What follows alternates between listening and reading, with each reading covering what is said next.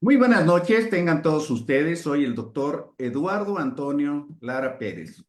A nombre de la Fraternidad Médica por la Salud, Médicos Unidos por México y el Colegio de Médicos del Estado de Veracruz, les doy la más cordial bienvenida este miércoles 22 de enero del año 2025.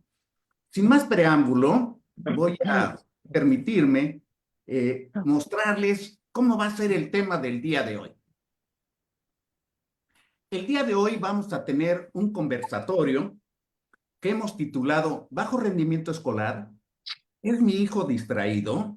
Y va a ser disertado por el doctor Miguel Ángel Pérez Rodríguez, otoneurólogo, la doctora Gabriela Segovia Álvarez, doctora y en alta dirección en institutos de salud, la doctora Ana Carolina Aguilar Venegas, neuróloga pediatra, y la psicóloga Samantha Ortiz Hernández, es psicóloga y psicóloga.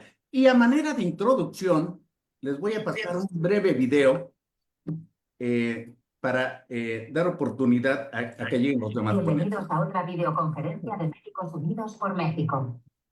Estimados colegas y padres de familia, hoy vamos a hablar sobre un tema que preocupa a muchos padres y familias: la distracción y el rendimiento escolar de sus hijos. Sabemos que puede ser frustrante ver a nuestros pequeños luchar en la escuela, así que vamos a hablar de eso. Vamos a explorar algunas causas comunes de la falta de atención y, lo más importante, algunas estrategias efectivas para ayudarles a concentrarse mejor. Porque todos queremos que nuestros hijos tengan éxito. A veces la razón por la que los niños no prestan atención es simple: están aburridos. Los problemas emocionales, como el estrés o la ansiedad, pueden dificultar la concentración de cualquier persona. Seamos realistas, hay muchas distracciones. Un entorno ruidoso o los dispositivos electrónicos pueden ser un gran problema. Si la falta de atención es constante, el TDAH podría ser una posibilidad. No se preocupen, hay ayuda disponible. A veces los problemas de aprendizaje, como la dislexia, pueden hacer que el aprendizaje sea una batalla cuesta arriba. Un lugar de estudio dedicado, tranquilo y libre de distracciones puede hacer maravillas. Capítulo 7. El poder de la rutina. Las rutinas ayudan a establecer hábitos, y eso incluye hábitos de estudio. Dividir las tareas grandes en partes más pequeñas las hace menos abrumadoras. Los elogios y el refuerzo positivo pueden hacer que los niños se sientan orgullosos de sus esfuerzos. Los maestros son nuestros aliados. Hablemos con ellos para obtener información y apoyo. Recuerden, cada niño es diferente y lo que funciona para uno puede no funcionar para otro. Sean pacientes, sean comprensivos y no tengan miedo de pedir ayuda si la necesitan. Si sientes que el problema persiste o impacta seriamente su rendimiento, podrías considerar hablar con un especialista, como un psicólogo infantil o un orientador escolar. Gracias por acompañarnos hoy. Y recuerden, cada pequeño esfuerzo cuenta para el éxito de sus hijos. Hasta la próxima. Y bueno, creo que eh, es un tema que tiene muchísimo para hablar, porque donde quiera que voltea uno, en el mercado, en el cine, en el deportivo, o los clientes que van a la consulta, dicen: fíjese que yo me di cuenta que desde el COVID ahora hay más niños con déficit de atención. Me he dado cuenta que ahora hay un montón de cosas así, algunas exageradas, otras no. Y entonces, como es un tema tan amplio, voy a pedirle a cada uno de ustedes que nos diga en su visión qué es lo que han visto, qué es lo que ven actualmente. Y en este primer bloque vamos a quedarnos ahí para que haya una retroalimentación. Y al finalizar, hacemos un segundo bloque acerca de recomendaciones que podrían mejorar esta condición porque creo que tenemos varios problemas, ya ustedes lo mencionarán.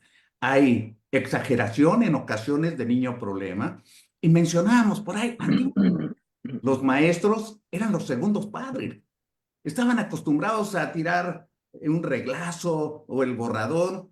Ahora no pueden hacer eso porque lo acusan en los derechos humanos y lo meten a la cárcel. Pero algo está pasando que también es muy cómodo a una maestra decir que el niño es distraído y pues no se puede molestar por un niño teniendo varios. En fin, es muy amplio eso. Entonces yo quiero empezar pues con una neuróloga pediatra, ¿verdad? Que nos diga en su visión qué es lo que piensa ella, qué es lo que está pasando en su visión de lo que ve, qué es lo que sucede con estos niños que los diagnostican con déficit de atención, a lo mejor lo tienen, a lo mejor no, y qué es lo que más en tu consulta, Ana Carolina. Está apagado tu micrófono.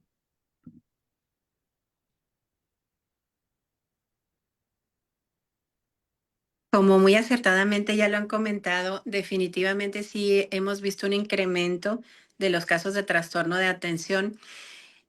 ¿Qué es lo que sucede a mi punto de vista? Bueno, esta situación es multifactorial, ¿verdad? Tiene un predominio en las genes, es hereditario, definitivamente es muy común que venga, pero hay factores externos que han incrementado esta presentación y sobre todo la frecuencia con la que se presenta. ¿Por qué?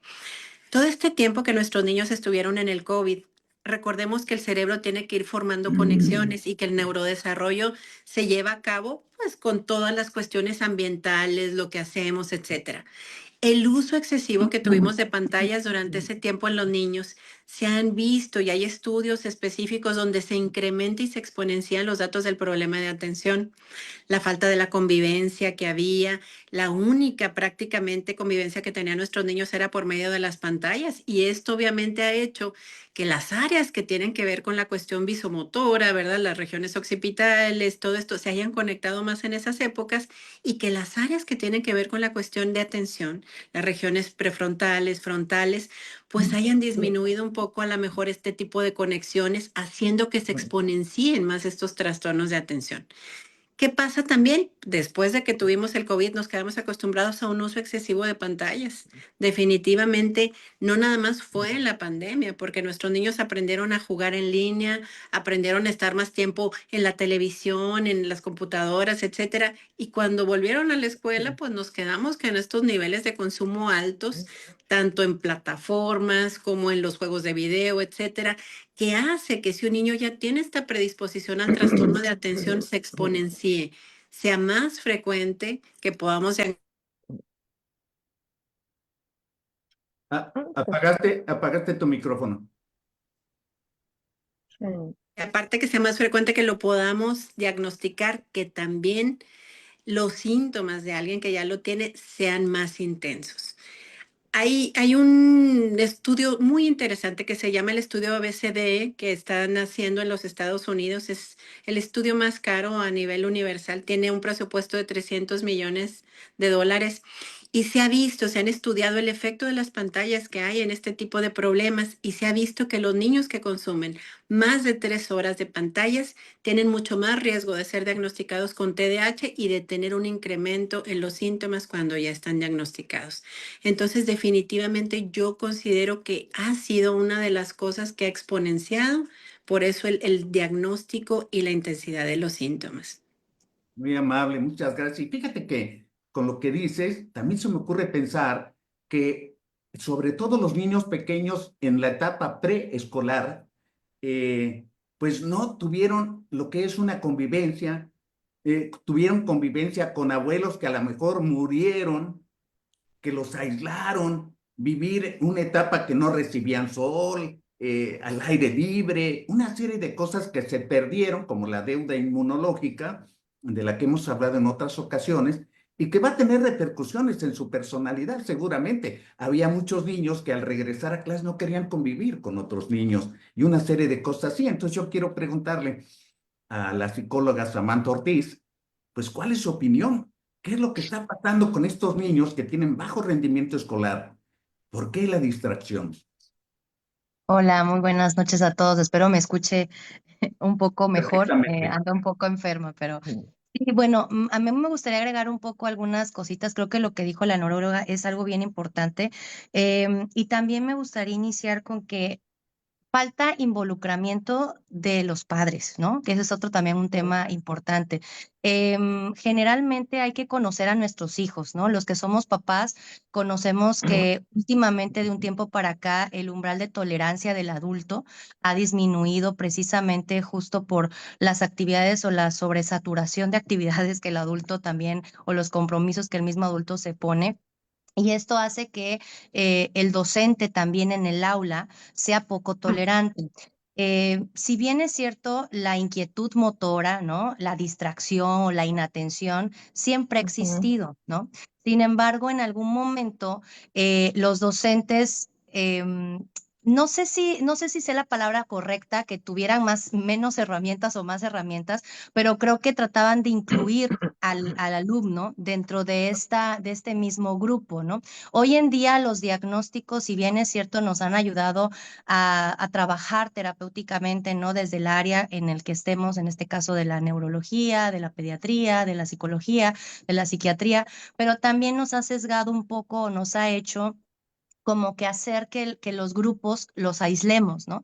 En este caso, un niño con TDAH ya hoy en el aula y los que tienen la fortuna de tener un psicopedagógico o de una psicóloga dentro de la escuela, pues sí se trabaja un poco esta parte de la intervención. Sin embargo, el tener un diagnóstico, por ejemplo, también forma un compromiso con el padre, pero también forma una etiqueta todavía negativa en el contexto social.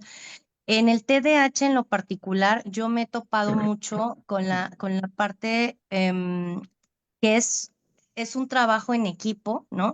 Que muchas veces el psicólogo lleva una gran parte de trabajo, ¿no? En el caso de los padres cuando no quieren medicar, que cuando son estos casos que obviamente el papá no se quiere involucrar, yo siempre les digo a los pacientes que antes de llegar a la medicación, no es que esté estigmatizado o que sea un problema medicarlo, sino que es ya el otro eslabón, ¿no? De la medicina y otro, un elemento más cuando los papás a veces saben que no pueden hacer muchas cosas en casa y muchas veces el niño la pasa muy mal. Y aquí una de las cosas que también es importante es con este tema es que el niño la pasa muy mal cuando es señalado, ¿no? Porque al final él es el que no pone atención, él es el que no tiene un buen rendimiento, él es el que no logra comprender, él es el que no logra culminar las tareas, pero en acompañamiento los papás también sufren, porque entonces ellos no tienen las herramientas para saber cómo ayudar a sus hijos y les desespera, ¿no? En el caso del aula, pues les desespera que no comprenden fácilmente o que les aburre fácilmente un contenido, ¿no? O que muchas veces el docente no sabe qué más hacerle con respecto a la parte de los ajustes o las adecuaciones curriculares en algunos casos, ¿no? Pero yo creo que en este caso sí es como muy complejo abordarlo solamente del aula. Creo yo que las maestras hacen un gran trabajo, pero falta un poco de compromiso, ¿no? Con a veces de los papás, el hecho de que no tienen estas herramientas por la parte psicológica, ¿no? Y me lleva a la reflexión, esto que comentas, como en muchas otras cosas, que la presentación o cómo le va a ir a un niño va a depender de factores socioeconómicos, porque no toda la gente tiene la oportunidad de consulta o de asesoría o de invertir algo de dinero para la atención de un problema con su hijo. A veces incluso la actitud de los padres, ¿no? Un montón de divorcios porque como vivían y convivían, ya los padres se conocieron de a de veras, ¿no? Y se crean muchos conflictos. Y todo eso va arrastrando también la conflictiva del comportamiento del niño a nivel de la escuela. Quiero pedirte, Gabriela, ¿cuál es tu opinión de este problema?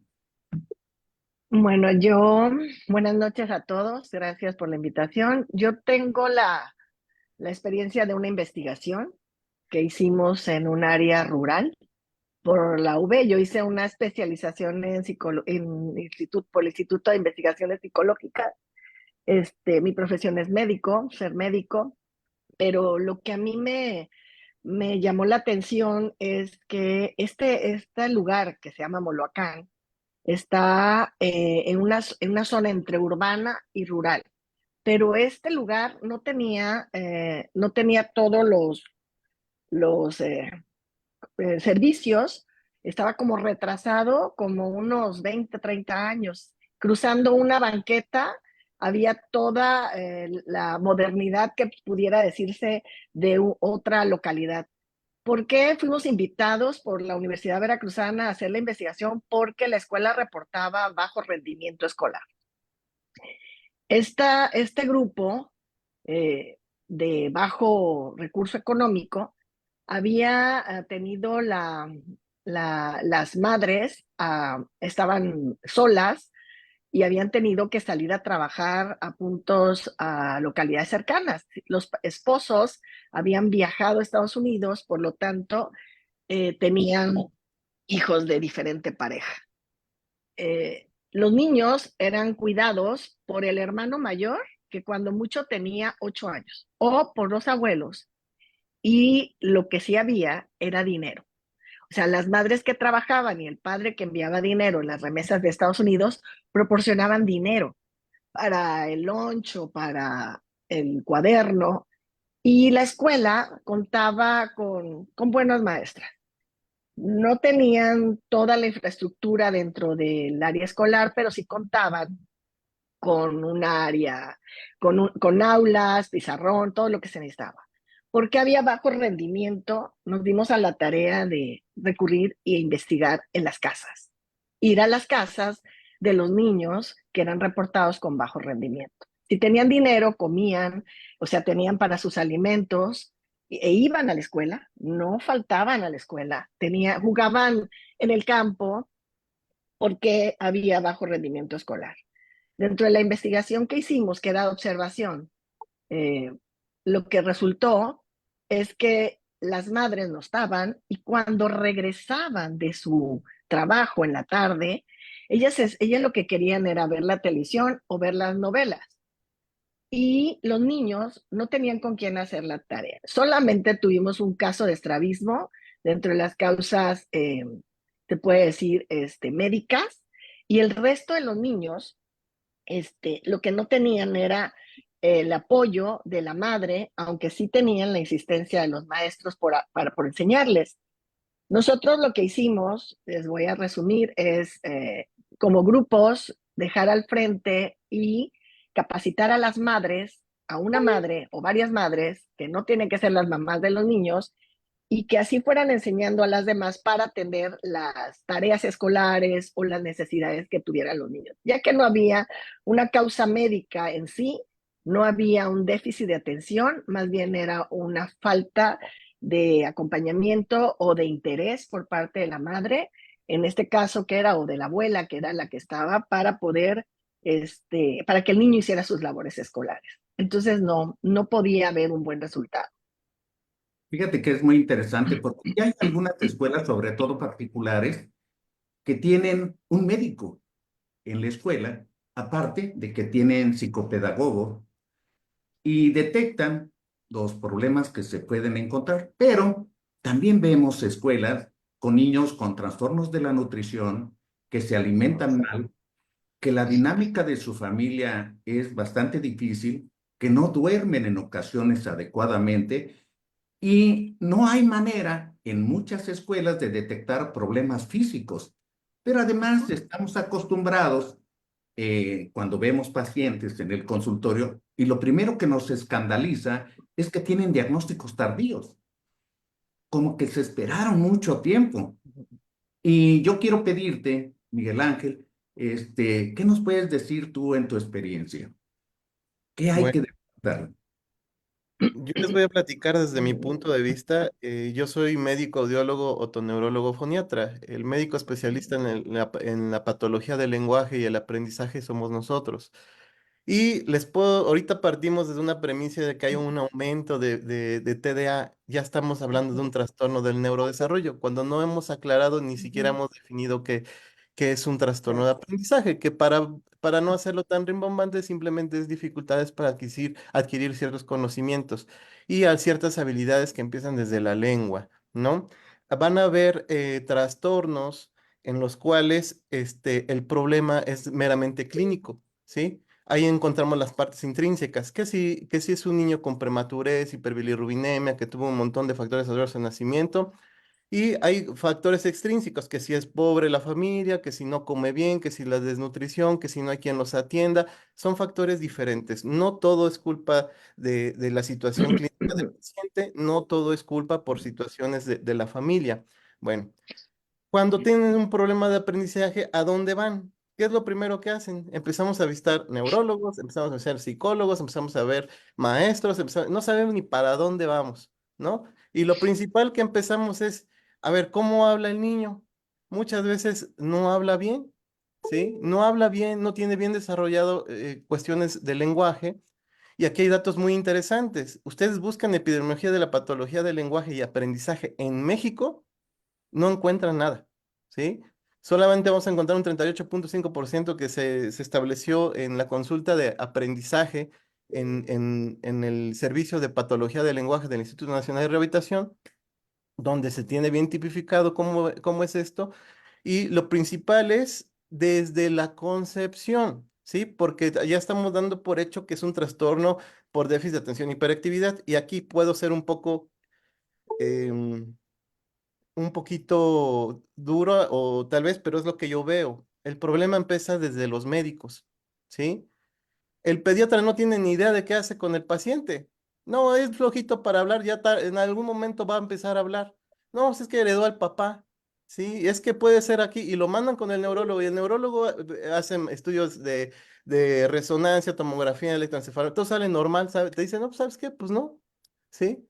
Y tiene cuestiones ahí todo y lo pelotea, ¿no? ¿Sabes qué? Va al psiquiatra y el psiquiatra lo manda al neuropsicólogo que le haga una batería para poder ver algunas cosas de neuropsicología y ver, pero ahí les va. Yo no creo que el déficit de atención y hiperactividad esté más diagnosticado. Yo creo, ahí sea más prevalente. Yo creo que hasta apenas nos estamos involucrando mucho en este tipo de cosas. ¿Sale? Yo lo puedo ver. Quieren que un niño hable o tiene problemas de audición. Y si tiene problemas de audición, pues no va a reproducir lo que escucha. Y eso lo va a empezar a reproducir como oye, habla y empieza a tener problemas de reconocimiento lexical, ¿sí? Fonético, morfosintáctico, ¿sí? Va a tener problemas desde la maduración porque tuvo problemas para escuchar, ¿sí? Si yo tengo problemas de audición, pues es obvio que voy a tener un problema de lenguaje y cuando yo le pida exigir, el niño no va a tener mucha atención. Lo mismo pasa con el déficit sensorial visual, ¿sí? O la parte perceptiva. Y ahí, perdón, pero casi siempre pasa, pues los pediatras, como no tienen gripa, como no tienen tos, como no tienen esto, y son áreas que en la facultad o el pediatra no todos tuvieron acercamiento con otro tipo de especialidades, pues luego no tienen ni idea, ¿no? ¿Cuál sería el diagnóstico? Lo primero es, ¿escucha o no escucha? ¿Sí? A partir de ahí, ¿el niño escucha? Bueno, si está escuchando y tiene problemas de conducta, de atención, vas a neuropsicología para que le hagan una batería neuropsicológica y veamos capacidad intelectual.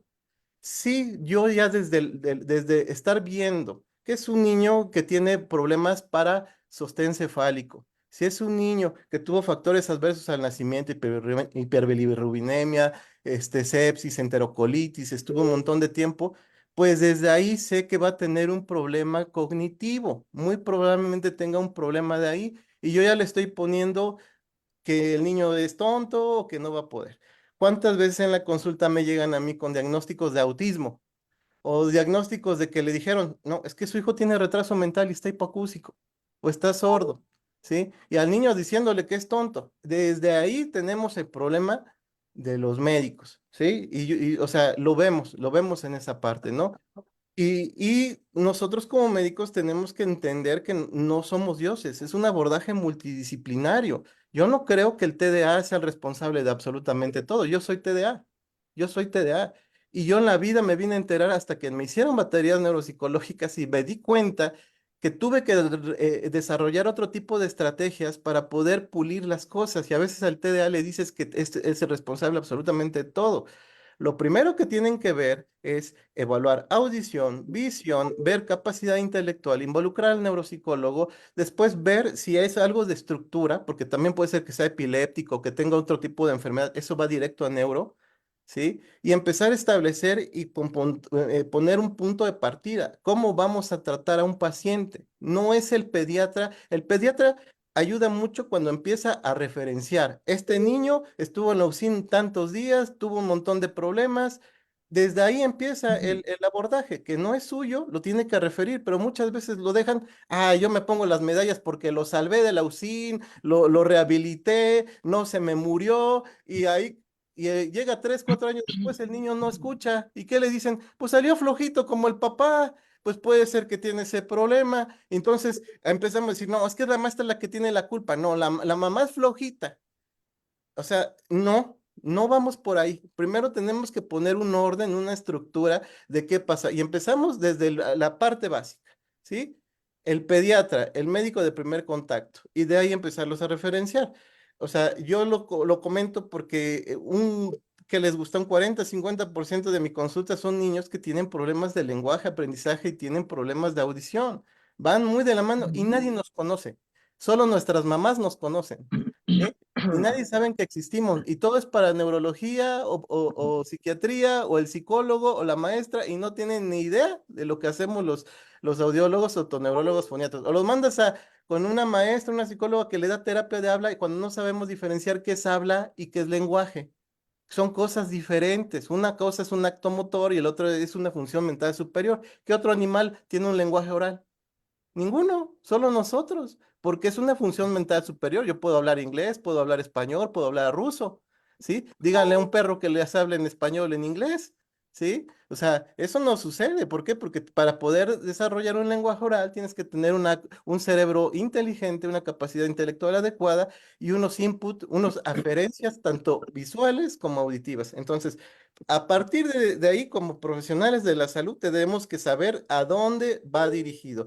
Tengo niños que son muy inteligentes y que no tienen ni TDA ni nada y tienen factores extrínsecos, que puede ser que sea un maestro que sea malo. Yo sí creo que hay médicos mediocres y también creo que hay muchos maestros mediocres, por supuesto, por supuesto. Y muchos yo me ha tocado ver que nada más ven, oye, ¿qué adaptación curricular le pusiste a tu pequeño? No, pero es que aquí no hay USAER. No, es que eso es para escuela especial. A ver, tienes que tener cierto programa de inclusión. Y en esto, perdón, yo me apasiono bastante porque es de esto como y lo veo a diario, ¿sí? Y es a veces mal visto que le digan, es que es porque no comió frijoles. Yo les puedo platicar de mi papá, que fue un niño en pobreza extrema, mi papá, mi padre, y y salió médico, o sea, vino desde abajo, comiendo puro frijol. O sea, no es ahí, no solo es eso, son factores de muchas cosas, ¿sí? Que se involucran los extrínsecos, violencia, familia, muchas cosas. Pero creo que lo principal que Se hay que abandona. hay que ver es dónde está el punto. No todo es TDA, doctor, ¿eh? El trastorno, trastornos de la conducta son otras cosas, ¿no? Hay trastornos específicos del aprendizaje, ¿no? Con enfoques, tenemos el CIE-10, DSM-5, la clasificación que quieran, tenemos varias clasificaciones, pero tenemos que poner orden. Primero, si estoy viendo que es un niño que no pone atención, que le están hablando y se voltea y no me está haciendo caso, tiene un lenguaje pobre, mándalo con el audiólogo. No esperes a mandarlo a las terapias 1000 veces porque no te va a responder, probablemente tenga un programa de audición. Ya el audiólogo hará la responsabilidad de Espérame, poder porque hacerlo. eso va a ser parte del final. Y bueno, fíjate que con todo lo que dices, bueno, primero voy a salvar un poco la reputación de los pediatras, ¿no? Este, Intentar. porque yo soy pediatra, pero creo que uno de los problemas en la formación de pediatría, hace 4 años ya habíamos hablado de eso, de que todos los especialistas nos formamos en un hospital. Y aprendemos en el hospital la mayoría de los conocimientos que tenemos. Aprendemos a resolver los problemas hospitalarios y de repente, pues nos vamos al primer contacto, que es donde vamos a ganar dinero, pero nadie nos enseñó. ser un médico de primer contacto. Y hace 4 años y medio, cuando nació Médicos Unidos por México, yo proponía, nos inquietó mucho la enseñanza-aprendizaje de la pediatría. De hecho, hay una publicación que va a cumplir 16 años, que hice un simposio acerca de la enseñanza-aprendizaje de la pediatría en pregrado, en posgrado y en la educación médica continua. Hicimos un decálogo de propuestas que no se han cumplido a la fecha, después de 16 años, pero a lo que quiero yo llegar es que yo proponía desde hace muchos años que deberíamos de formar, como en España, médicos pediatras de atención primaria. ¿Eso qué quiere decir? Qué bueno que sepan de hospitalización y encefalitis y toda esa serie de cosas, pero que hagan bien promoción de la salud, vigilancia de crecimiento y desarrollo y precisamente canalizar en las desviaciones que encuentren que no son las esperadas con alguien que le resuelva su problema o incluso citar, convocar a una reunión de opinión, una lluvia de ideas. Eso se hace en España. Aquí tenemos un problema muy serio porque pediatra come pediatra, neurólogo come neurólogo y todo el mundo nos andamos picoteando por todos lados. Y tal parece que lo menos importante es el paciente, pero tenemos un problema real. Creo que un niño que nos avisa desde cómo nació, cómo ha sido su crecimiento y desarrollo, y que poco a poco se empieza a alejar de lo común. ¿Y qué es lo común? Pues no camina, no habla, no tiene convivencia social, esta serie de cosas. Nos damos cuenta en el consultorio pediátrico de los niños que llegan y le digo, te voy a revisar, y se ponen y abren la boca y todo, y niños de 7 años que los tiene que coger el abuelo, la mamá, etcétera, pues no se deja revisar. En fin, entonces, claro que hay muchas de estas cosas. Y yo quiero preguntarte, Ana Carolina, con todo esto que hemos oído, ¿qué hay cosas? ¿Cuándo es oportuno, verdad, hacer el diagnóstico? ¿Cuándo se debe de inquietar el médico que nos está escuchando o los padres de decir, oye, esto como que no suena normal? Porque cuando llega el niño a la escuela y es clasificado o estigmatizado como bajo rendimiento escolar, pues trae una cola atrás, trae una cadena, una serie de acontecimientos que a lo mejor deberíamos de habernos apercibido cualquiera de nosotros. ¿Cómo ves, Anita? Bueno, aquí hablando un poquito de lo que ya se comentó de que no todo es TDAH, de que puede haber trastornos de aprendizaje, de audición, por supuesto, de acuerdo. Pero hay que acordarnos que el riesgo mayor cuando uno ya tiene un trastorno del neurodesarrollo es más fácil tener dos o tres o más. ¿Por qué? Porque las neuronas tienen que ir formando conexiones que nos permiten la adquisición de las cosas. Entonces es mucho más frecuente que si alguien trae un problema de aprendizaje, también pueda traer un problema de atención que un niño que no lo tiene. Entonces, siempre la cuestión aquí, que es un punto muy importante y que tenemos que saber, es que el diagnóstico del trastorno de atención es clínico. No hay una forma de diagnosticarlo ni con una resonancia, ni con un electroencefalograma, ni siempre tendremos que basarnos en los criterios clínicos. Y para poder diagnosticar, pues tenemos que saber, ¿verdad?, en qué se basan estos criterios.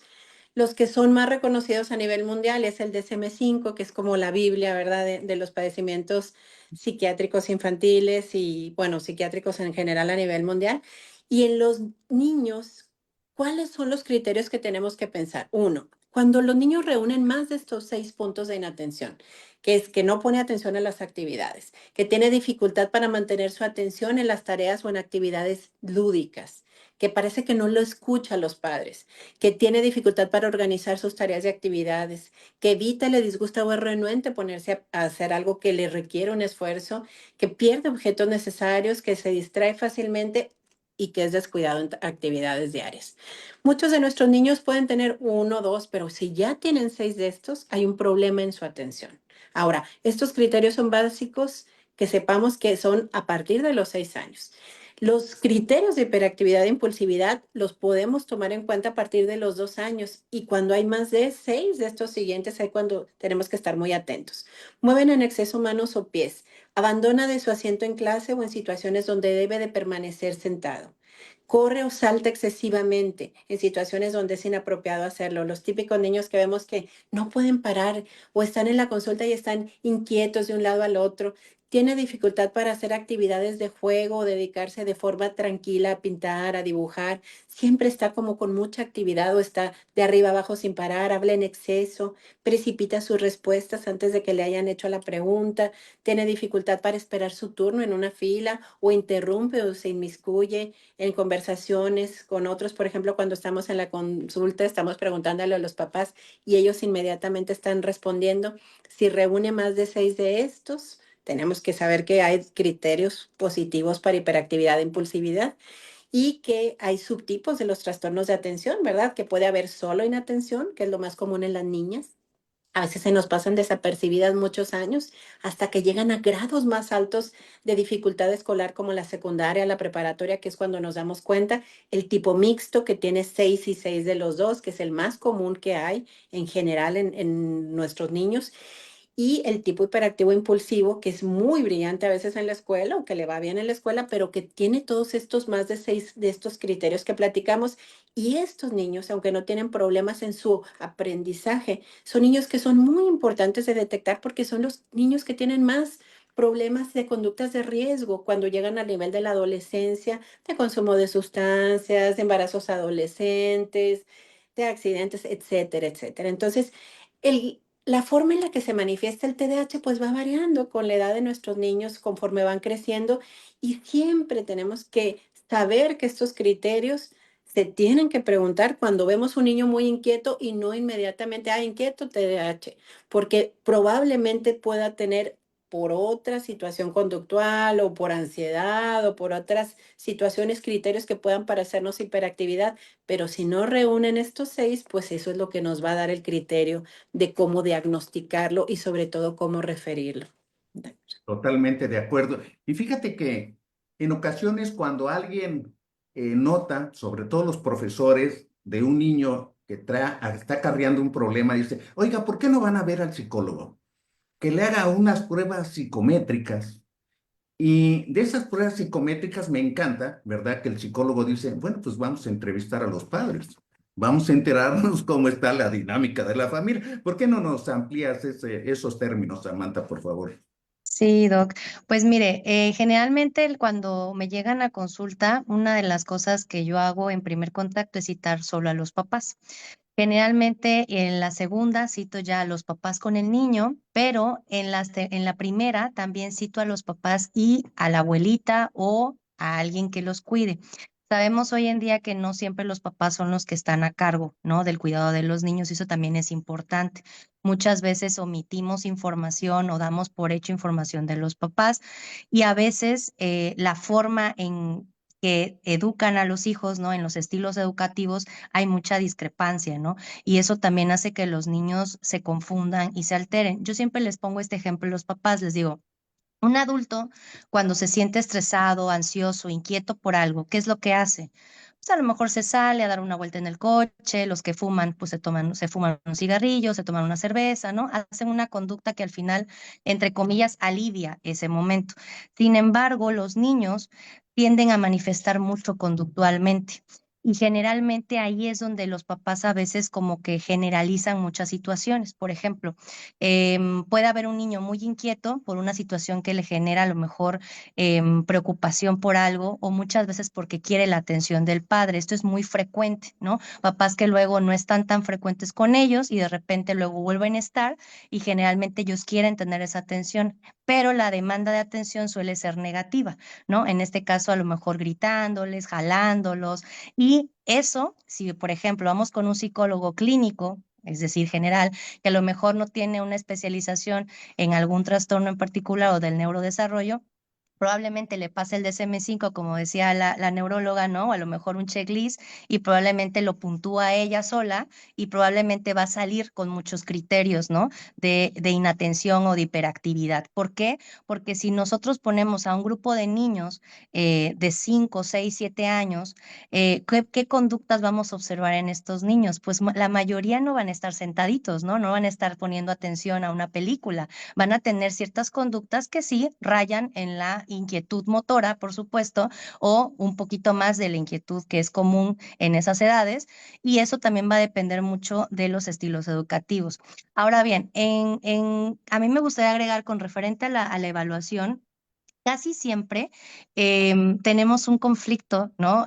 Aquí vamos a decir Veracruz, ya no hablemos de México, ¿no? En Veracruz tenemos un conflicto con los diagnósticos de TDAH y generalmente es con los neurólogos, en algún momento con los psiquiatras y en algún momento con los psicólogos, claramente, ¿no? ¿Por qué? Porque cada quien evalúa de una manera distinta.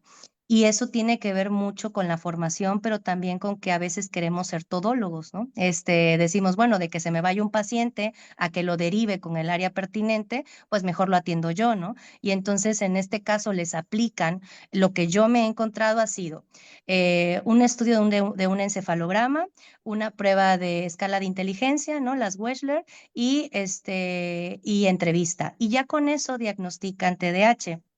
En muchos casos me he encontrado niños diagnosticados 4 años con diagnósticos de TDAH y ahí yo sí entro en un conflicto porque generalmente hay conductas a ciertas edades que no podemos generalizar independientemente de que haya un criterio diagnóstico que claramente hay que respetarlo, ¿no? Y que siempre he dicho que es un apoyo y es una guía, y las pruebas también son eso, un apoyo y una guía para corroborar un diagnóstico, pero la observación y la clínica siempre va a ser lo prioritario también para complementar un diagnóstico.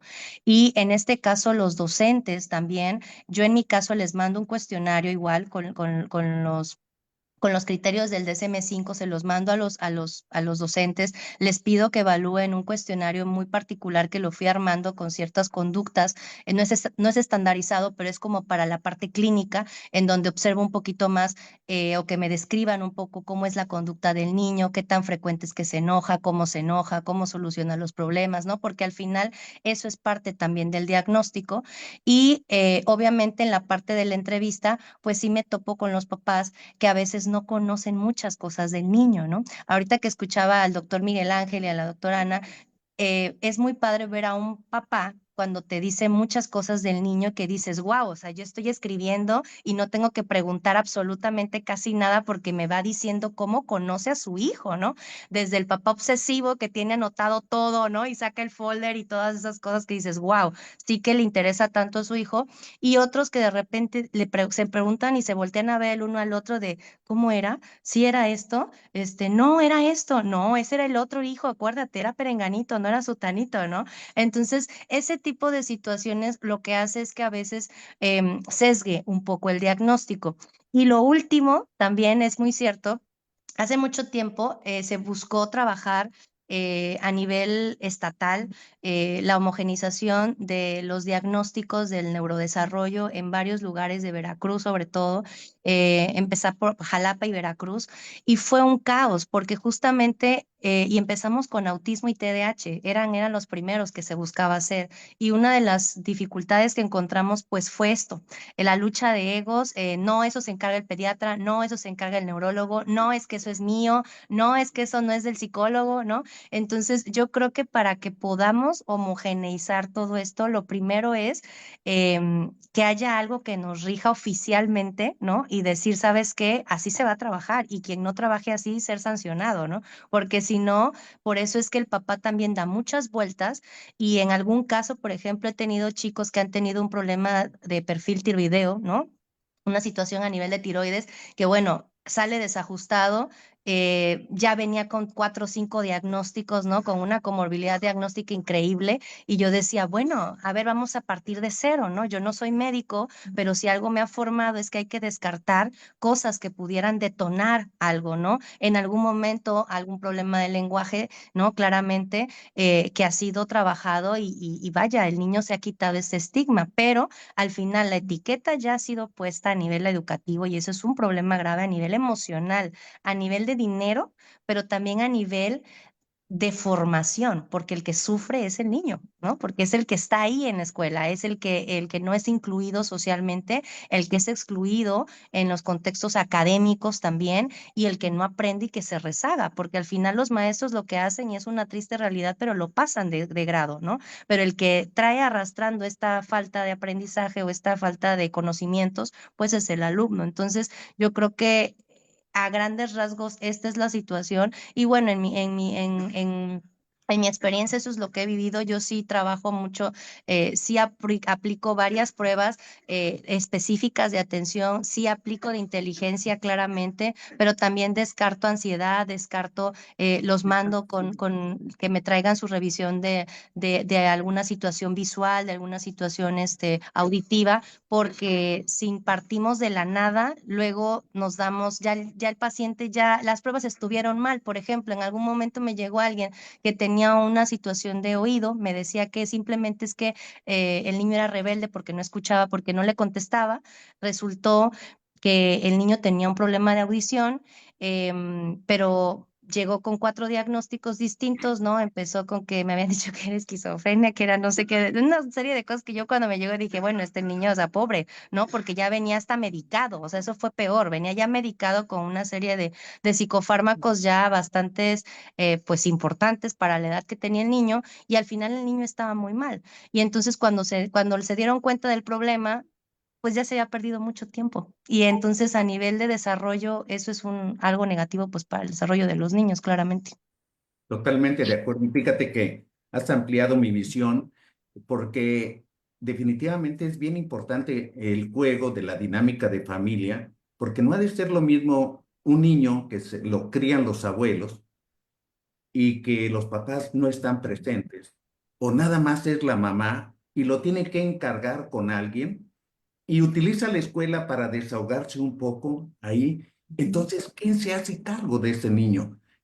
Ese es un niño abandonado, pero también puede ser que esté abandonado si el papá le da un teléfono o una tableta y él ve el fútbol, si no habla con él. Yo me he encontrado con pacientes que dicen, oiga, ¿el niño cuándo va a hablar? ¿Y quién le ha enseñado a hablar? ¿No? ¿Quién se pone con él para que hable? Entonces, ¿dónde está el estímulo? Entonces, considero que sigue siendo muy importante la dinámica de la familia, la integración de la familia. En Veracruz, por ejemplo, la educación es muy sexualizada, o sea, se protege mucho al varón, a la mujer se le exige mucho, a veces hasta se le maltrata, en fin, una serie de cosas que van a hacer un problema y que, como bien decías, la estigmatización, pues es una cosa terrible después para quitársela. Pero yo quiero preguntarte, Gabriela, porque fíjate que cada vez que yo veo en las noticias que desmembraron a una persona y que acribillaron y todo, lo primero que yo pienso es, ¿cómo habrá sido la infancia de ese niño? De ese hombre que es capaz de hacer esas cosas. ¿Quién, quién lo crió? ¿Quién lo quería? ¿Quién lo abrazaba? ¿Quién lo apapachaba? ¿Qué es lo que él vivió en ese momento? Entonces, no sé, ¿cuál sea tu opinión acerca de las dinámicas de familia? Tú hablaste de gente pobre y todo, pero hay gente que es rica, ¿verdad? Y los niños traen iPhone, última generación, y en la consulta están jugando y los papás felices. Y cuando dicen algo, dicen, ponte a jugar tu jueguito. Y le pasan Es ahí el teléfono cierto. para que esté jugando. Entonces, ¿qué piensas tú, Gabriela? En un momento vamos a entrar a la fase de comentarios y preguntas. Ya vi Sí, que levantaron la mano. yo, Todo gusto. En un pero momentito. me puedo ir al otro extremo, doctor. Tengo experiencia por mis hijos de que estudiaran en una escuela de bilingüe, en donde, no mis hijos, pero la mayoría, pues se iba a esquiar a Francia o a Suiza o a Aspen. Eso eran los comentarios. Los maestros eran de clase media. Entonces, yo lo que recuerdo muy bien, porque ahí estuvieron primaria, secundaria, preparatoria, son dos cosas. Mi hija, por cuestiones que ya he platicado, perdió a su papá a los 2 años, siempre sacaba en el kinder Carita Infeliz, pero yo me había abocado a leer un poco sobre el desarrollo del niño, la educación del niño, cómo manejarlo dependiendo de la edad. Y decía que a partir de los 7 años los niños ya tenían conciencia o madurez neurológica, la doctora acaba de comentar, y que empezaban a tener conciencia y empezaban a aprender mucho más rápido. Mi hija salía corriendo, que todo era el día de juego. Yo solo quiero comentar que a partir del 4º año de primaria, por cuestiones de que había como gente con recursos, había casos de anorexia, bulimia, y los padres se preocupaban de dejarle la educación en esa escuela a los maestros. O sea, cuando el niño que tenía un diagnóstico y querían ocultar de dislexia, por ejemplo, pero era una vergüenza para la familia, solo otorgaban algún regalo para ocultar la verdad y no ayudar al niño en sí enfrentando el problema.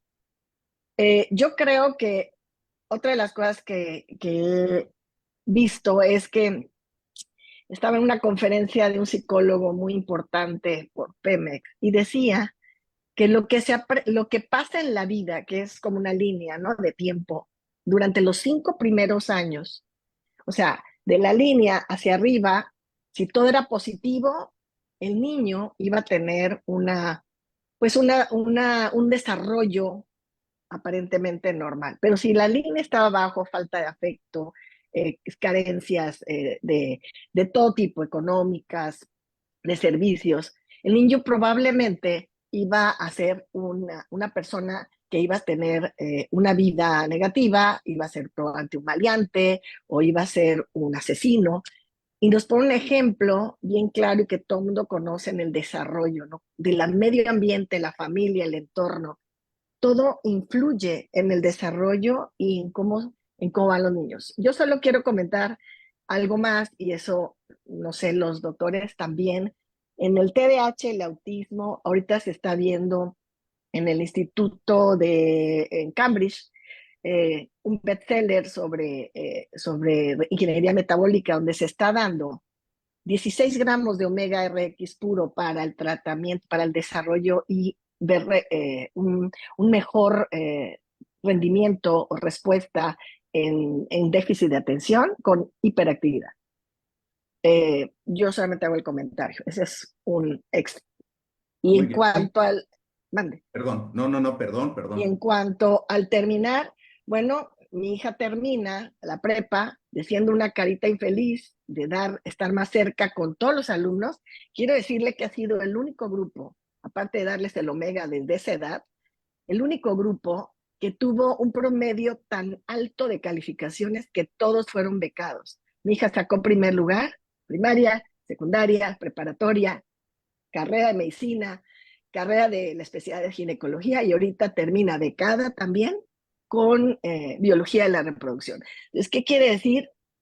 Ella independiente de todo lo que se trabajó, solamente creo que el estar cerca con los maestros, el estar enfocada con estos niños, eran 32 alumnos, y todos, por única vez en esa escuela, eran milésimas de calificación, de tener un promedio regular, llegaron a alcanzar promedios muy altos y todos fueron becados.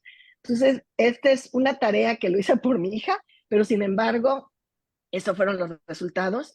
Yo creo que así como en muchos artistas, como la historia de los Kennedy y la historia de los Joplin, de Janis Joplin, en el que todos tenían una historia y un antecedente de drogas, violencia, y cómo terminaron mal, y cómo los Kennedy tenían, bueno, una historia realmente política, de un estatus social, bueno, y eso habla de lo que estaba hablando de la niña del tiempo, que si todo el entorno es positivo, el niño probablemente tenga mucho mejor respuesta ante la vida que un niño que siempre es agredido, violentado, que no come bien, y etcétera, ¿no?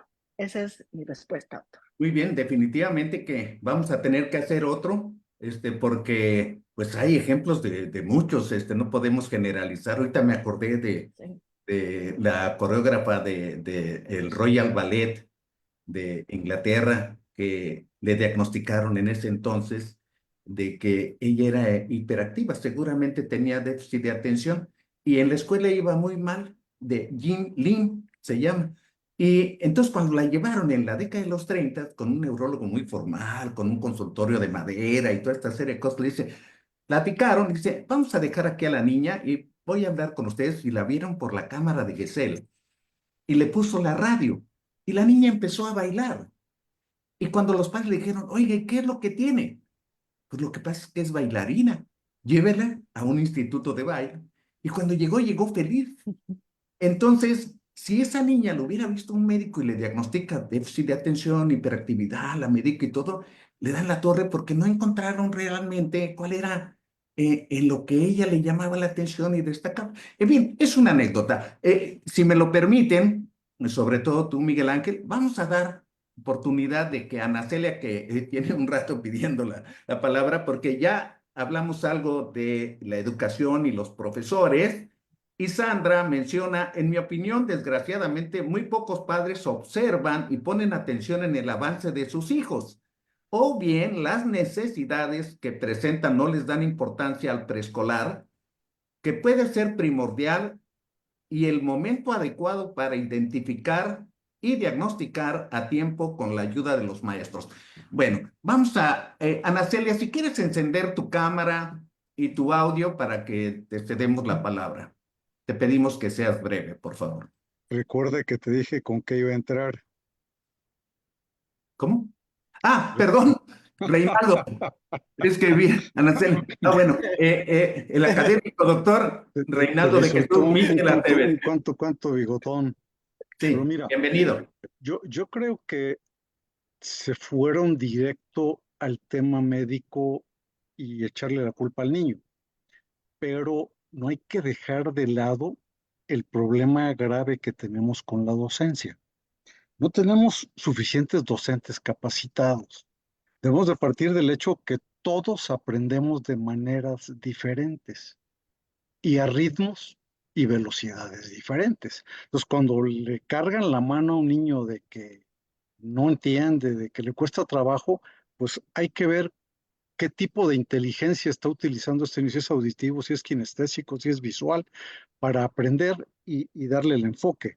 Entonces, hay que, no solo son diagnósticos médicos, sino tenemos que ir a ver el problema docente y tenemos una escasez de docentes calificados. El proceso de enseñanza-aprendizaje es tan complejo de aprender habilidades cognitivas, emocionales, sociales, morales, físicas y espirituales. Pasamos 14 años de educación, por lo menos, y miles de horas, y a veces no hay docentes que te puedan enseñar a darte calidad y que tengas aprendizajes significativos. Las neurociencias son muy importantes y nos han llevado a conocer qué es el cerebro, cómo aprende, cómo procesa, cómo registra, conserva, evoca esos 100,000 millones de neuronas que están interconectados. Decían muy bien que el neurodesarrollo es importante. Y ahí hago un comercial a la Cartilla Nacional de Salud. La Cartilla Nacional de Salud actual de niños de 0 a 9 años tiene los hitos del desarrollo que los padres tienen que ir checando mes con mes. Entonces, no hay de que lleguen con el doctor Miguel Ángel y le digan, es que no habla. Señora, aquí su neurodesarrollo se debió haber visto desde hace tanto tiempo que tiene que hablar de tener 2 sílabas, 3 sílabas, 6 sílabas y demás. Si no lo hace, en la propia cartilla lo dice. Entonces, aprendemos de maneras diferentes. Yo creo que habría que buscar también eso y enfocarnos no solo a darles diagnósticos, a darles tratamientos, a hacerles infinidad de pruebas, sino también ver, porque la calidad de la enseñanza está directamente relacionada con la calidad de los docentes. Gracias. Muchas gracias por tu comentario, Michel. Fíjate que, Reinaldo, uno de los problemas de los que hemos hablado en Médicos Unidos ha sido de la enseñanza-aprendizaje. Estamos produciendo en las facultades de medicina al médico que México necesita, porque tal parece que solamente es el requisito para que haga un examen para hacer una especialidad. Y todo el mundo está preocupado en eso, de estar haciendo una especialidad. Y la necesidad que tenemos, no solamente en México, en todos los países, lo vimos ahora con el COVID, son médicos de primer contacto. Somos un país de enfermos, de enfermedades que son prevenibles y predecibles. Si siquiera obligáramos a los estudiantes de medicina a aprender algo de la atmósfera, del cambio climático, de las cuestiones de la cartilla de vacunación que se toca o no se toca simplemente, a lo mejor las cosas cambiarían un poco, pero tenemos que cambiar. Y fíjate que quiero aprovechar ese comentario porque cuando nacemos, el oído es el único órgano de los sentidos que ya está maduro. O sea, desde que nacemos ya podemos oír. Entonces, hacer un diagnóstico tardío de una persona que no oye, pues está así como que raro. Y tenemos manera de hacer un tamiz auditivo a los niños que tienen riesgo. Porque si bien sabemos, el pediatra que va vigilando al niño de manera regular sabe cuándo debe de empezar a ver, cuándo termina, cuándo alcanza una visión normal, cuándo deja de crecer el ojo, una serie de cosas que ya están establecidas y las va vigilando para detectar alguna alteración. Pero en el caso del oído, yo quisiera preguntarte, Miguel Ángel, porque no es solamente que le pongan el diapasón o que le hagan los potenciales evocados, o, ¿cómo nos puedes ampliar eso? No, pues, lo principal es ver el paciente, saber que todos, así como hay pruebas de tamiz metabólico, pues el tamiz auditivo, todos los niños tienen que realizárselo. Tener en claro que el tamiz auditivo es un tamiz, no hace diagnóstico, es un screening nada más, es como tomarse una foto y te van a decir, estás gordito, estás flaquito, dependiendo del enfoque, si fuiste muy cercano, muy lejano, algo así es el tamiz, ¿sale? Entonces, un pequeñito, pues no te va a decir, no te va a hacer pruebas psicoacústicas de yo escucho acá, aquí, ¿no? Entonces, nos valemos de pruebas neurofisiológicas, que son los potenciales auditivos de tallo, frecuencia específica por vía ósea, las emisiones autoacústicas que son de tamiz, pero también hay otras que son clínicas, la timpanometría, altas frecuencias, reflejo estapedial. Hay una batería importante para poderla realizar. Fíjate que con frecuencia encontramos en las consultas pediátricas niños que tuvieron un evento de agresión o un evento de enfermedad tan serio que terminaron en una terapia intensiva y que se sobrepusieron y siguieron con su vida, pero a veces los padres dicen, no, todo iba muy bien, pero ah, tuvo la neumonía que se complicó y que no sé qué tanto, y como que el niño ahí como que se detuvo, no creció igual, no nada, y ahora pues va mal en la escuela, él que era tan aplicado. O sea, ¿qué efecto, en qué medida las alteraciones de hipoacusia se producen en la edad infantil? ¿Y qué tantas son producidas por medicamentos? Porque utilizamos antibióticos a diestra y siniestra, ¿verdad? Sin saber que algunos de ellos son ototóxicos, ¿no? Afortunadamente ya no hay uno que era el rey de todos, que ni siquiera lo voy a mencionar, no vale la pena. No se le voy a ocurrir a alguno de los colegas ahí andarlo otra vez. Pero, ¿qué nos puedes opinar de eso? Bueno, hay muchas causas para poder tener hipoacusia. Nada más tener en claro que la hipoacusia pues va a generar problemas. Cuando un niño tiene problemas de audición, va a tener problemas de lenguaje. Si tiene problemas de lenguaje y son debidos a la hipoacusia, pues va a tener problemas de aprendizaje, ¿sí? Entonces, eso es un hecho, ¿sí?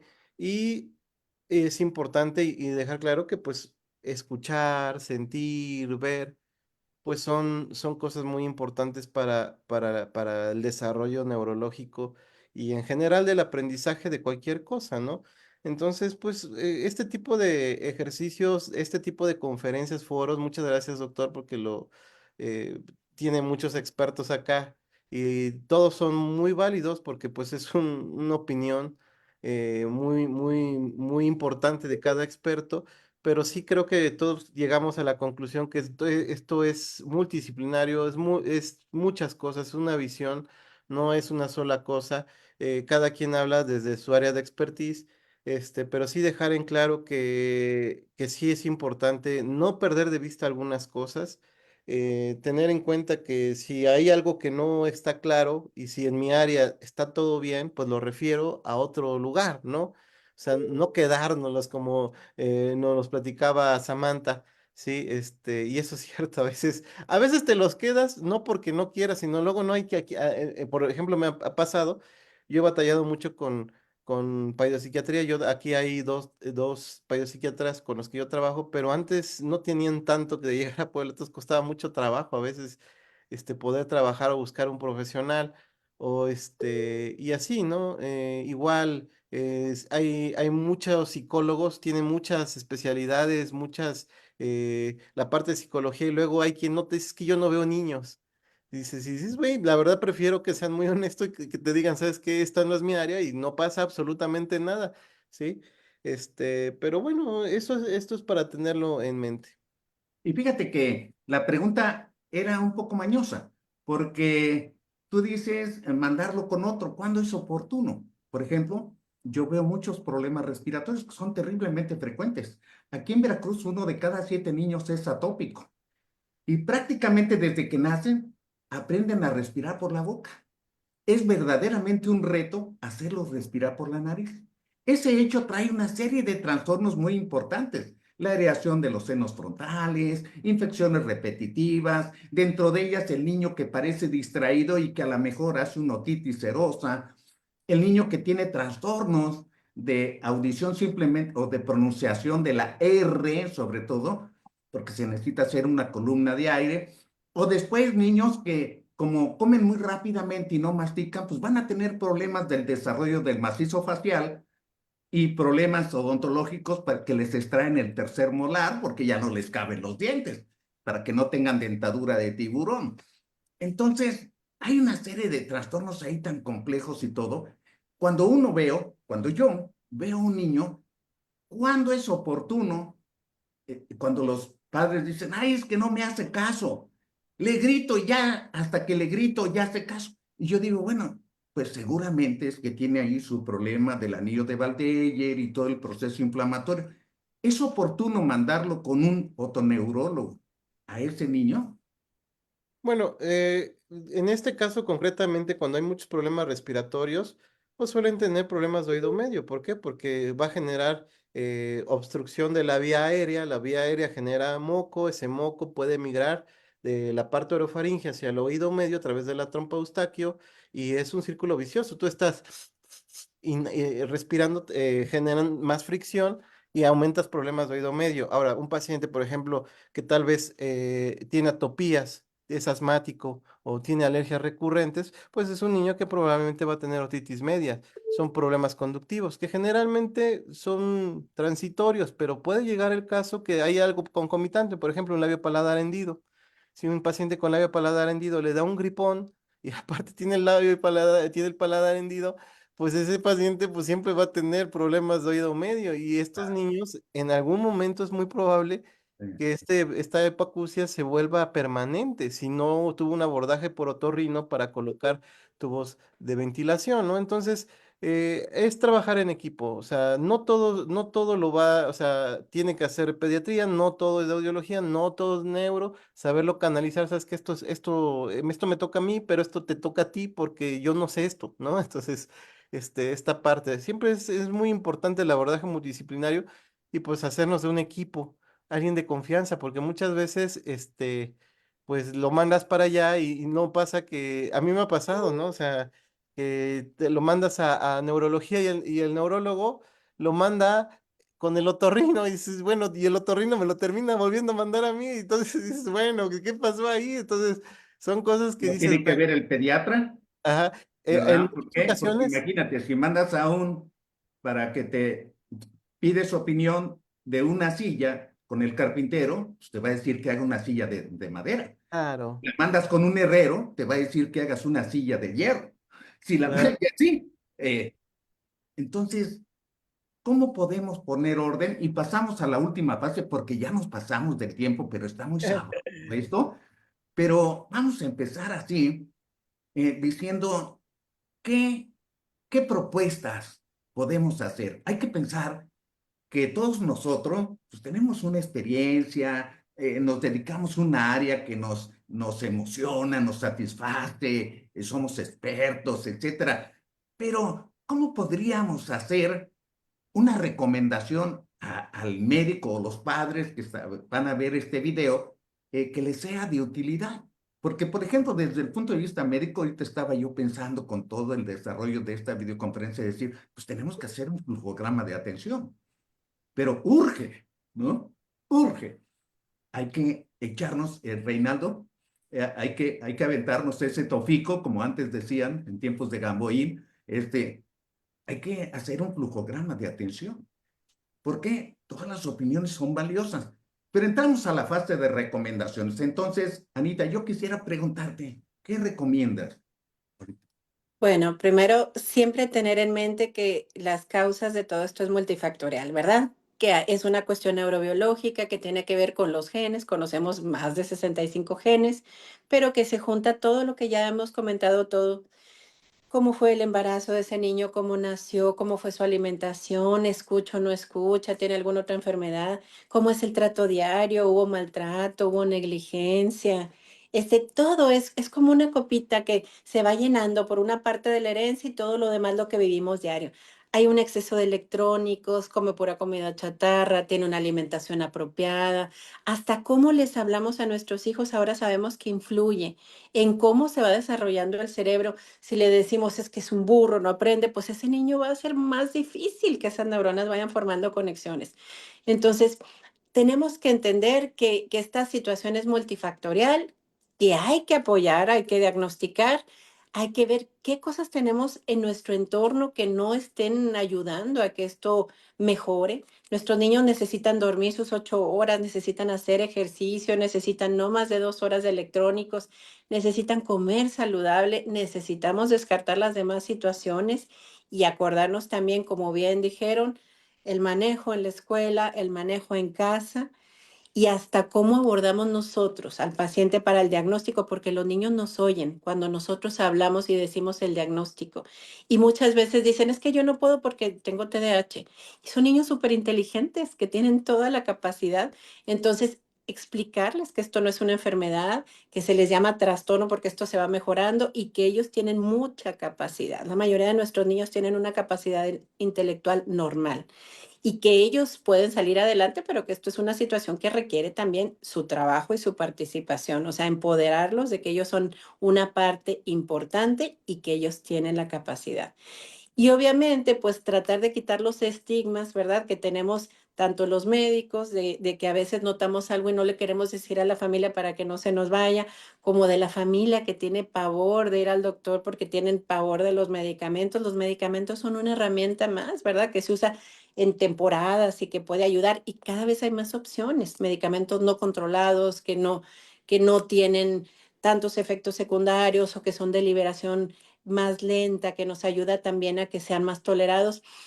Y recordar que junto a este apoyo médico, pues tiene que venir todo el apoyo psicológico, psicopedagógico y descartar estas otras situaciones, porque la finalidad de todo esto, pues es que nuestros niños vivan felices, ¿verdad?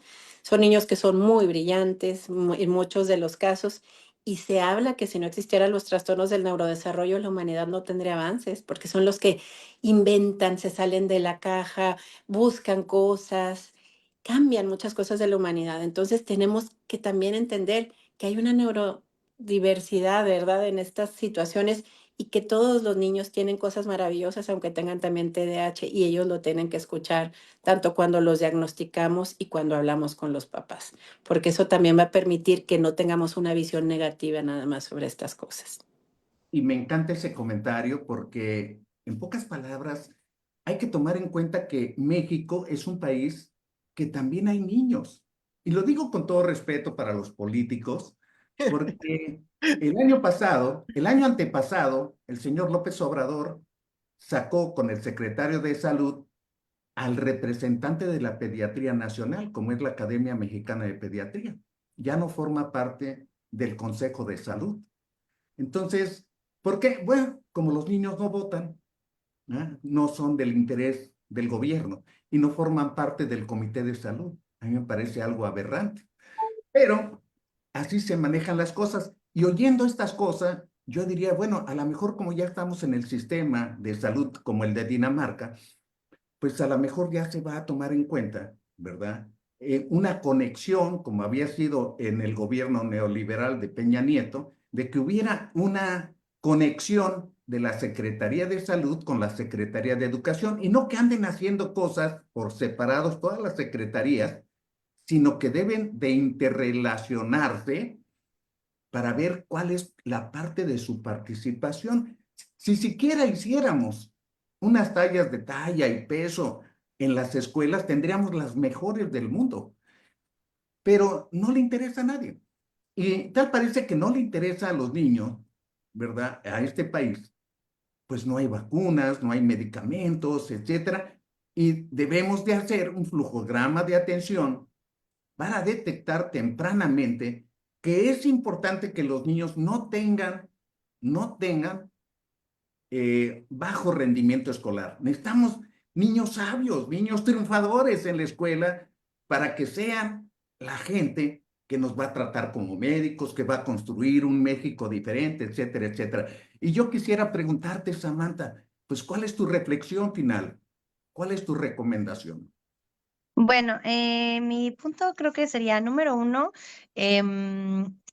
diagnosticar temprano, y esto es no normalizando lo que no es normalizable. Es decir, muchas veces los papás comparan con otros papás, ¿no? O sea, es lo más lógico, ¿no? Y cómo, y oye, ¿y tu hijo qué le das cuando se pone así, ¿no? Y si es así, ah, sí, mi hijo también es igual. Yo creo que cada niño, y ya lo hemos escuchado con los comentarios de los expertos el día de hoy, que cada niño tiene su desarrollo y cada niño tiene una forma de ir expresando el aprendizaje, pero también sus etapas a lo largo de su vida. Entonces yo creo que los papás tienen que invertirle a la salud de los niños, ¿no? Llevar un control. En sus especialidades, como debe de ser, ¿no? A veces decimos, ay, lo voy a llevar aquí un médico general, ¿no? Cuando realmente lo tendría que usar o tendría que acudir el pediatra, ¿no? Otro punto importante también es formalizar esa exigencia con los docentes, pero al decir formalizar me refiero que también el padre se involucre en esa parte, ¿no? Yo cómo voy a exigirle al docente, por ejemplo, que mi hijo no aprende si yo tampoco me implico con él para enseñarle, ¿no? Si a veces no tengo esa habilidad o esa capacidad para enseñarle a mi propio hijo, ¿no? O ni siquiera sé cómo aprende, por ejemplo, ¿no? Hay niños que son más visuales, hay otros niños que son más auditivos, hay otros niños que requieren de una forma un poco más didáctica y a veces no hay ese tiempo. Y otra es como papá informarse de cómo psicoeducarnos en los temas del desarrollo de nuestros hijos, porque si bien es cierto en la parte de los trastornos del neurodesarrollo o en este caso del TDAH, muchas veces cuando nos dan un diagnóstico nos quedamos con lo que nos dice el doctor o el médico o el especialista, pero o buscamos información muy general que a veces en vez de aclararnos más dudas, pues nos da más conflicto, ¿no? O nos da más preocupación. Yo creo que lo primero es involucrar a nuestro hijo y a los padres en este proceso. Algo que me encantó lo que dijo la neuróloga es eso, ¿no? Nosotros en psicología le llamamos psicoeducación, lo hacemos mucho con los padres. Hay un video muy bonito que luego se lo paso a usted para que lo haga extenso. Hay muchísimos, pero a mí me gusta este, tiene muchos años ya este video. El video se llama Pablito, un niño con TDAH, y ahí te explico un poquito cómo los padres viven el TDAH, ¿no? De cómo la mamá, la que es ama de casa, pues está siempre con labores en casa, cuando hay otro hijo a veces cómo lo comparan, ¿no? Estas comparaciones es que él se aprende más rápido, él es más lento, porque él siempre es ordenado y tú eres desordenado, ¿no? Y también se ve un poco la exigencia académica ahí, ¿no? En donde a veces hay escuelas, y esto sí es importante saberlo, y ahí como cualquier profesional de la salud, creo que es importante que hagamos extensivo esta información a los padres.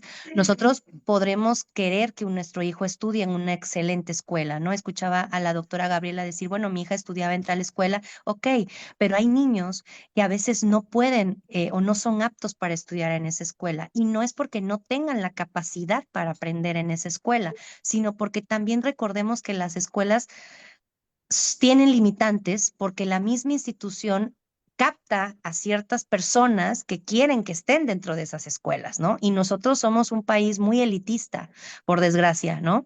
En donde muchos colegios quieren tener a estudiantes con ciertas características y muchas veces no pueden tener a estudiantes que a lo mejor se les dificulta la atención o que a lo mejor tienen algún trastorno que requiera un ajuste. Ya no hablemos de adecuaciones curriculares, sino ajustes razonables para a lo mejor una cosa tan simple como, por ejemplo, ¿no? Que el niño en la parte de la silla, no sé si algunos lo han visto.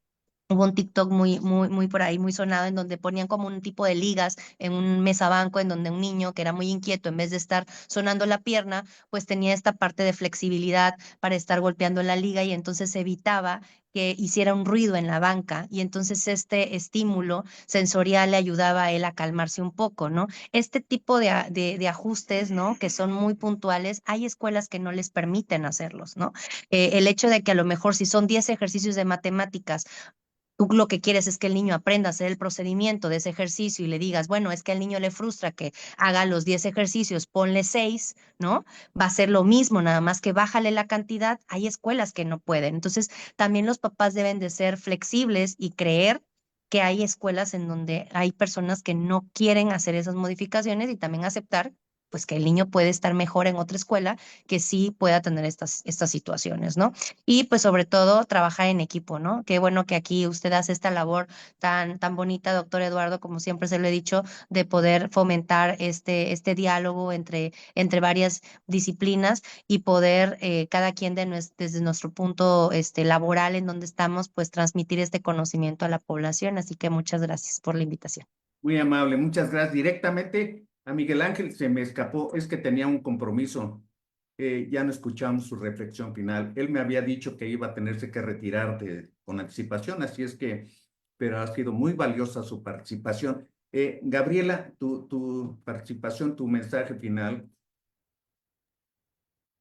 Bueno, eh, eh, yo creo que han comentado en gran parte lo más importante de lo que es eh, la definición de bajo rendimiento e hiperactividad desde el punto de vista neurológico, toneurológico y paidopsicológico. Eh, sí existe la manera de poder ayudar a estos niños, pero creo que, como dicen, es la solución adecuada, es encontrar qué lo produce y trabajar sobre ello con persistencia y responsabilidad, el compromiso de ambas partes, ya sea la familia, los maestros o el entorno, abuelos. Creo que es importante para avanzar. Si realmente queremos que los niños o nuestros niños aprendan, tenemos que poner más atención sobre ellos. Nos tiene que importar. Yo creo que las ganas de hacer las cosas a veces no es por ganas. La psicóloga decía que, que en la escuela donde estudió mi hija era inclusiva, había becados de niños con bajo recurso económico. Eso era para para que los niños aprendieran que había personas que no tienen esos recursos, pero tenían la posibilidad becados de poder aprender otro idioma o poder estar en una escuela en donde eran aceptados, porque era parte del desarrollo. También exámenes como el tipo de educación, si el niño era visual, que también se les hizo. Y yo ahí me entero que mi hija era kinestésica, no tenía que moverse y hablar para poder aprender.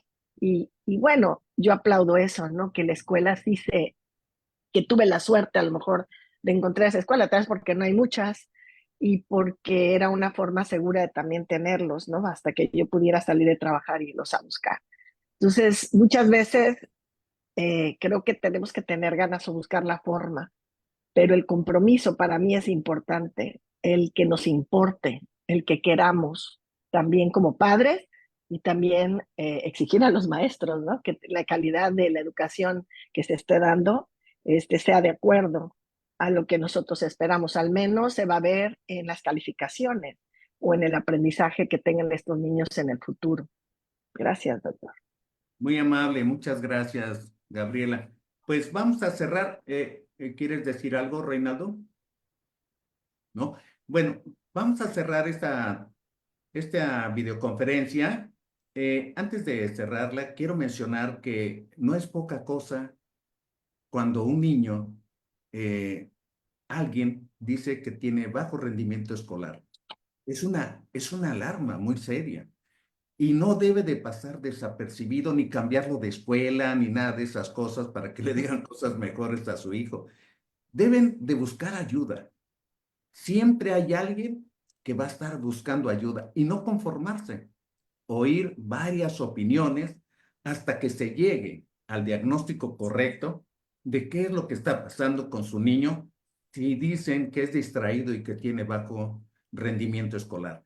Quiero agradecer a la doctora Gabriela Segovia Álvarez, a la doctora Ana Carolina Aguilar Venegas, a la psicóloga Samantha Ortiz Hernández, al doctor Miguel Ángel Pérez Rodríguez, este maravilloso conversatorio, las participaciones del doctor Mitchell, de Nelson Faría, que mandó por ahí, también saludos a Maracaibo. Él está en Maracaibo, Venezuela. Muchas gracias a todos los que se conectaron en Zoom, en YouTube y en Facebook. Este video estará en unos minutos en nuestro canal de YouTube. Muchas gracias a todos. Gracias. Buenas noches y hasta pronto. Gracias a todos, bonita Gracias. noche.